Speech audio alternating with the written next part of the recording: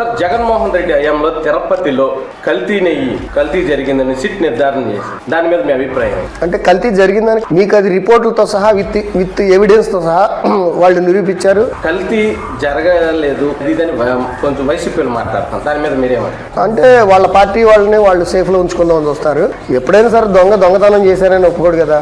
కానీ ఆ దొంగతనం నిర్ధారణ నిరూపితమైనప్పుడే మనకి వాళ్ళు నోరు మూసుకుంటారు. కొవ్వు కలిస్తే ఏంటి, కెమికల్స్ తో చేసిన నెయ్యి లాంటి లిక్విడ్ అయితే ఏంటి, మహాపచారం చాలా ఘోరం చేసినట్లే కదా. 11 సీట్లు వచ్చి పక్కకు కూర్చోబెట్టారు.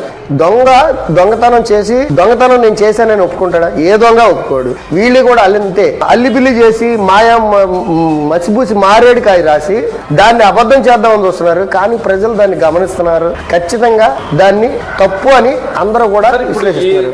ఏదో జనాలకి ప్రెస్ మీట్లు పెట్టి హడావిడి చేసి జనాలను కన్ఫ్యూజ్ చేద్దామని చూస్తున్నారు. కానీ జనాలు మాత్రం చాలా క్లారిటీతో చక్కగా ఉన్నారు.